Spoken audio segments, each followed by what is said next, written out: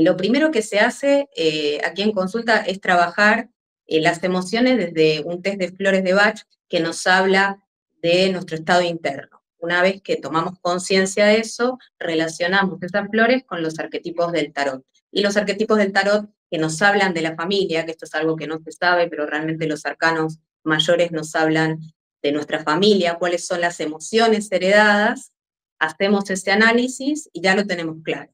Ahora, ¿cómo sanamos? ¿No? Lo importante es decir, bueno, yo sé, me sé la teoría, pero ahora ¿cómo llevo esto a la acción? Tenemos estos condicionamientos que nos impiden avanzar. Entonces, lo que hacemos aquí es trabajar parte del acompañamiento en flores, hacemos un estudio del análisis, de un análisis transgeneracional con el árbol genealógico, se analiza todo el árbol con una serie de símbolos, se encuentran los puntos dolorosos, cuáles son las situaciones de maltrato que el sistema no ha podido solucionar, y desde ahí, desde esa toma de conciencia, nos tenemos que preguntar, ¿qué es lo que yo puedo hacer y ellos no han podido? Entonces, desde ahí trabajamos sanaciones del clan, en camilla, hacemos regresiones al sistema para poder desvincularnos de esos patrones heredados, y ejercicios de descodificación biológica también para trabajar desde el síntoma, el trauma, para desvincularnos de esos traumas que están ahí, de hacer esa descarga psíquica.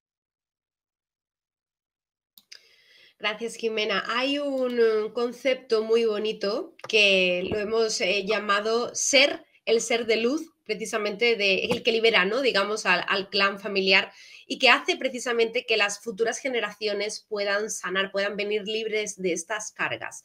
Para considerarte en algún punto un ser de luz que sana a tu clan, ¿qué pasos deberíamos de haber transcurrido en ese proceso de la sanación?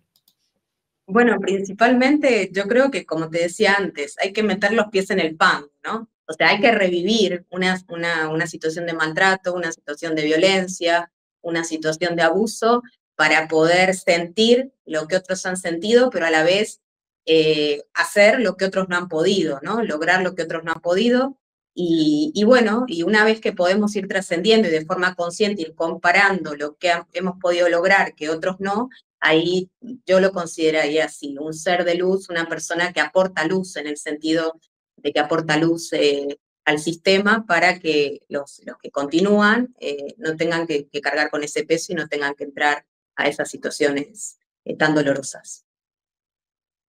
Cuando te refieres al aportar luz, ¿cómo sería, no? ¿Cómo actuaría una persona, en este caso, que está decidiendo cortar con ese patrón? ¿Qué mensaje encontraríamos en el eslabón que cambia la historia de nuestra historia familiar?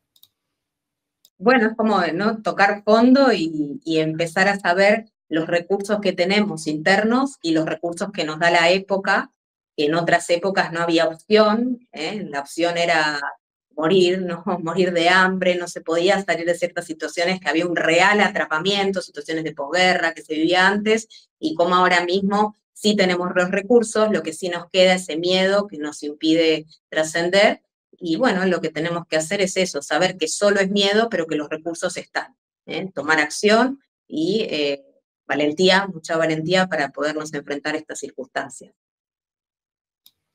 Muchísimas gracias, Jimena. Voy a entrar en una pregunta que es un poco más profunda, pero que creo que nos puede llevar a un análisis muy bonito, pero sobre todo muy reflexivo de nuestros ancestros. Porque si pudiéramos hablar con ellos, en este caso, cuando una lealtad viene, no a lo mejor de mi papá, de mi mamá, o incluso del abuelo, de la abuela, sino que puede venir de 10 generaciones atrás y se viene arrastrando, ¿no?, directamente en todas estas generaciones, si pudiéramos llegar a hablar con estas personas, con estos ancestros, estos familiares, ¿qué verdades no resueltas nos revelarían? ¿Podrían decirnos? ¿Qué verdades no resueltas? Bueno, yo creo que las verdades son, siempre hay una salida, ¿no? Quizás ellos no las veían, pero al final siempre hay una salida, porque cuando el ser humano se pone en una situación de supervivencia, las salidas aparecen, ¿no? Los recursos aparecen, y creo que es eso, saber que es miedo también, a pesar de que en esas épocas no se podía, no se debía, también era un miedo profundo, porque hay personas que sí pudieron trascender en esa época y sí pudieron cambiar la historia desde esa época, ¿no? Entonces creo que es eso, esa toma de conciencia de saber que sí era un miedo más profundo, desde una realidad más dura, pero que al final sí se podía trascender y no la hicieron y pudieron llegar incluso hasta la muerte, ¿no?